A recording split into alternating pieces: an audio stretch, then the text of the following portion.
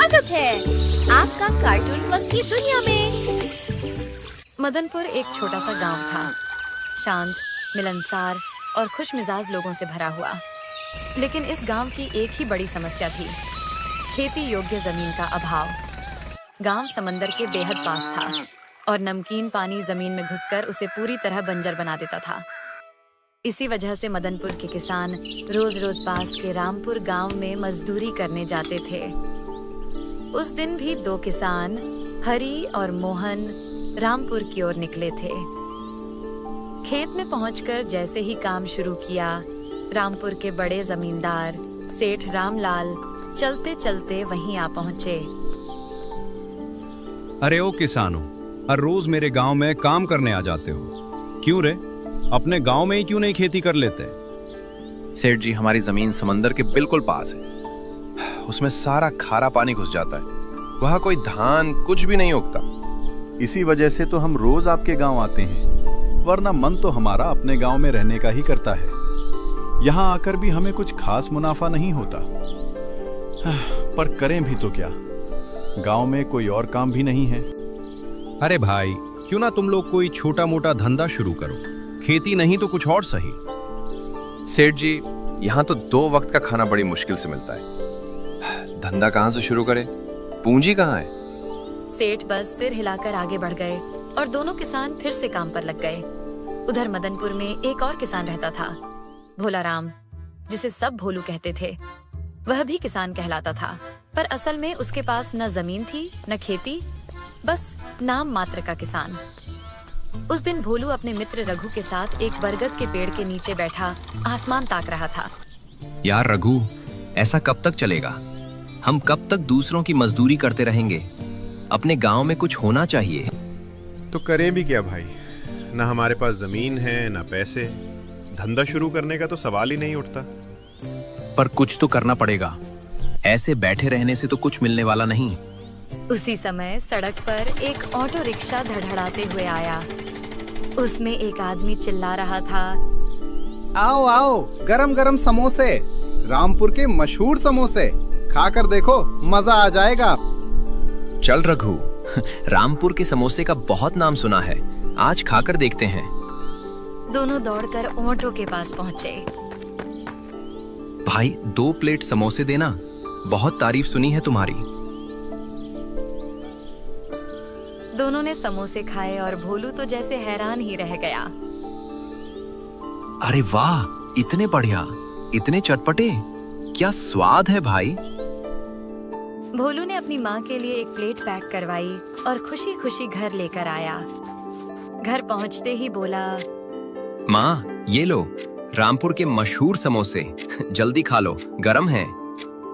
अरे बेटा, इसकी क्या जरूरत थी? कह देता तो मैं घर पर ही बना देती समोसे। सच में माँ, तुम्हें समोसे बनाना आता है?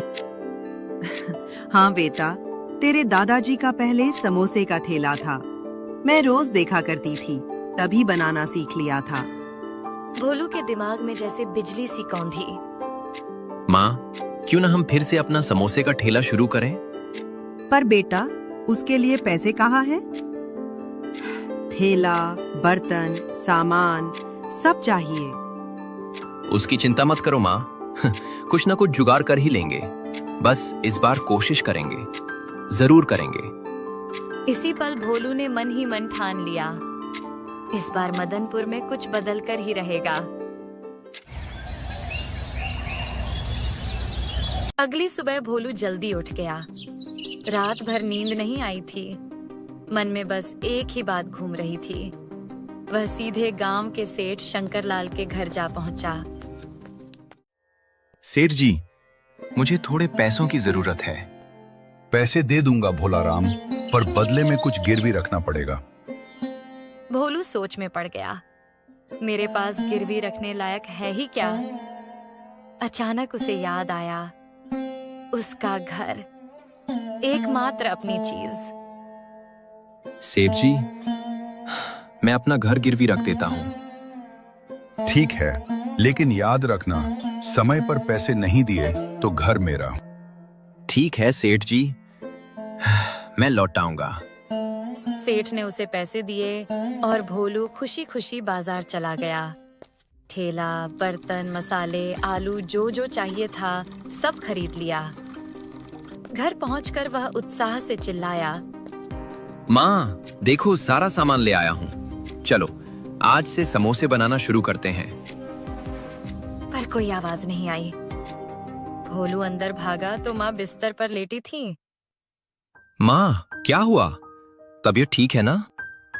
बेटा, सुबह से अच्छा नहीं लग रहा, जरा डॉक्टर को बुला ला।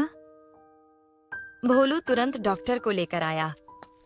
डॉक्टर ने जांच की और गंभीर स्वर में कहा, भोलाराम, तुम्हारी माँ की उम्र हो चुकी है। अब इन्हें चलने फिरने, काम करने में दिक्कत होगी। इन्हें आराम की सख्त जरूरत है। कोई मेहनत का काम मत कराना। ये सुनकर भोलू की दुनिया जैसे रुक गई। अब समोसे कौन बनाएगा? मैंने घर गिरवी रख दिया। अब क्या होगा? माँ ने उसके चेहरे की बेचैनी देख ली। बेटा, समोसों का ख्याल छोड़ दे। मैं अब ज्यादा काम नहीं कर सकती। ठीक है माँ, आप आराम करो। मैं थोड़ी देर में आता हूँ। भाई, अब क्या करूं? घर गिरवी रख दिया है। अगर समोसे नहीं बेचे तो कर्ज कैसे चुकाऊं? टेंशन मत ले, कुछ ना कुछ जुगाड़ कर लेंगे। अचानक रघु के दिमाग में एक विचार चमका। भाई, क्यों ना हम उस रामपुर वाले समोसा वाले से बनाना सीख लें? पर क्या वो हमें सिखाएगा? एक बार पूछ कर तो देखते हैं। दोनों समोसे वाले के पास पहुंचे। भाई, एक काम था, क्या आप हमें समोसे बनाना सिखा सकते हो? अरे भाई, अगर मैं तुम्हें सिखा दूंगा तो तुम मेरा धंधा बंद कर दोगे। ये नहीं हो सकता। अब कुछ नहीं हो सकता। अब तो घर भी सेठ को देना पड़ेगा। अब भोला के सामने बहुत बड़ी मुसीबत थी। क्या भोला समोसे बना पाएगा या नहीं?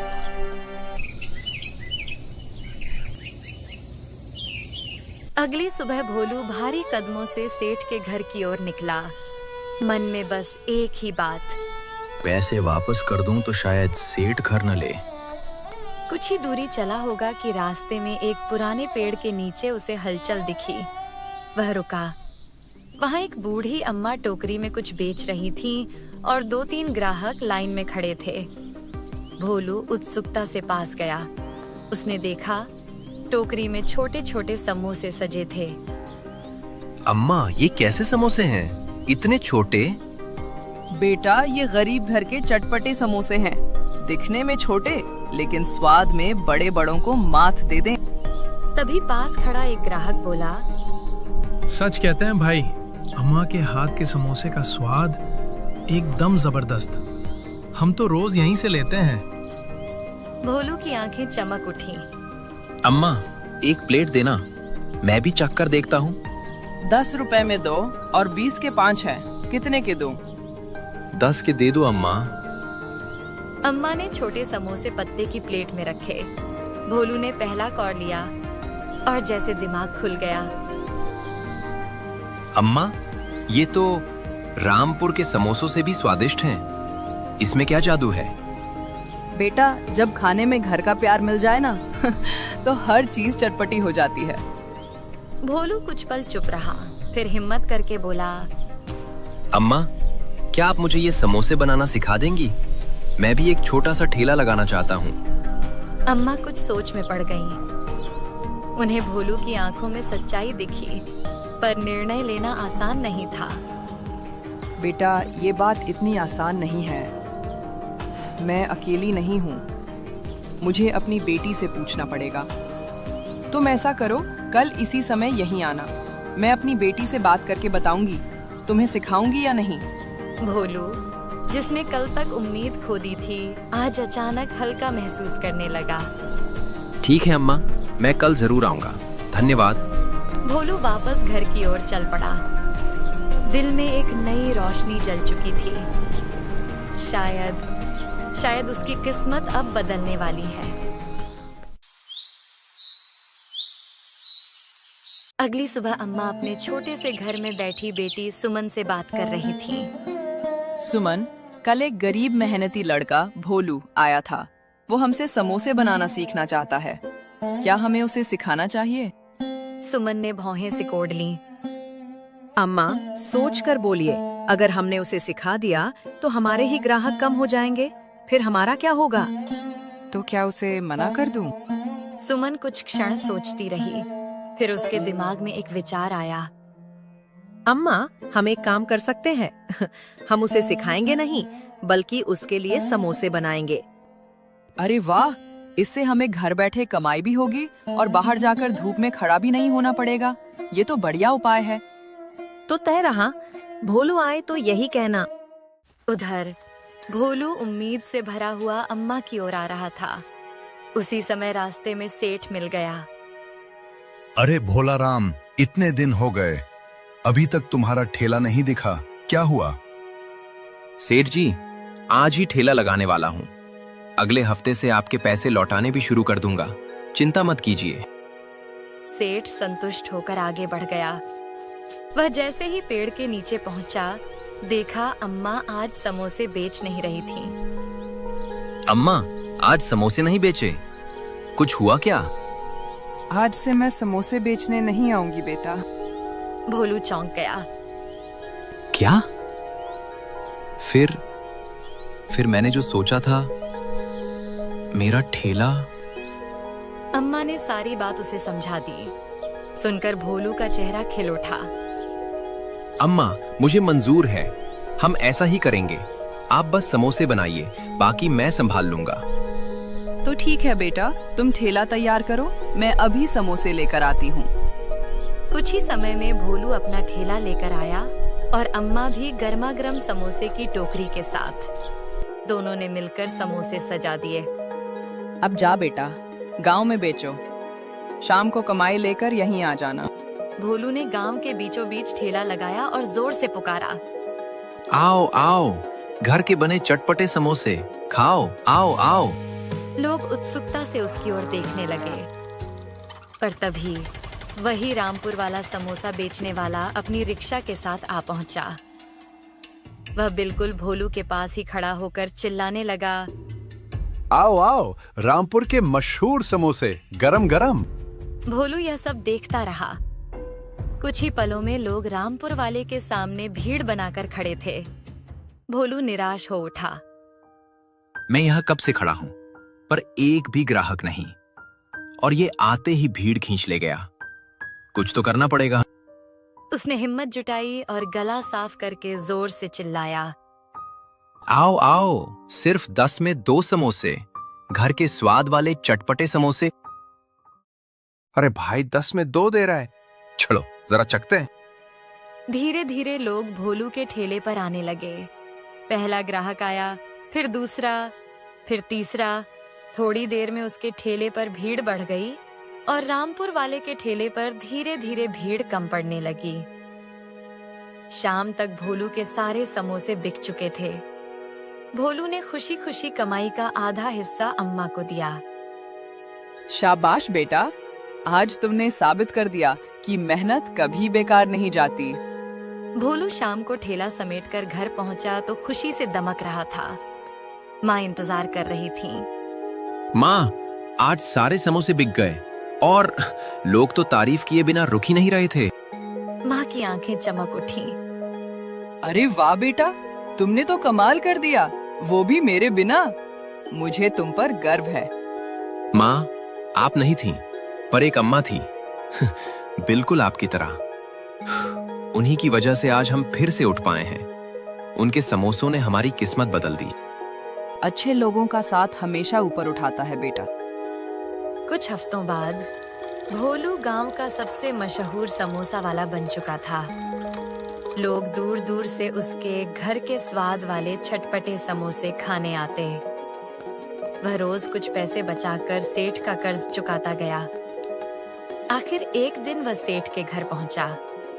सेठ जी, ये आपकी आखिरी किश्त। अब हमारा घर हमारा हुआ। भोला राम, तुम मेहनती इंसान हो, तुमको देखकर गांव के और लोग भी सीखेंगे, शाबाश। भोलू की आंखों में खुशी छलक आई। धीरे धीरे मदनपुर बदलने लगा। गांव के लोग भोलू से प्रेरित होकर किसी ने पकोड़े का ठेला लगाया, किसी ने चाय की दुकान, किसी ने दूध का व्यापार शुरू किया। अब गांव रामपुर पर निर्भर नहीं था। हर घर में मेहनत और आत्मनिर्भरता की नई रोशनी थी।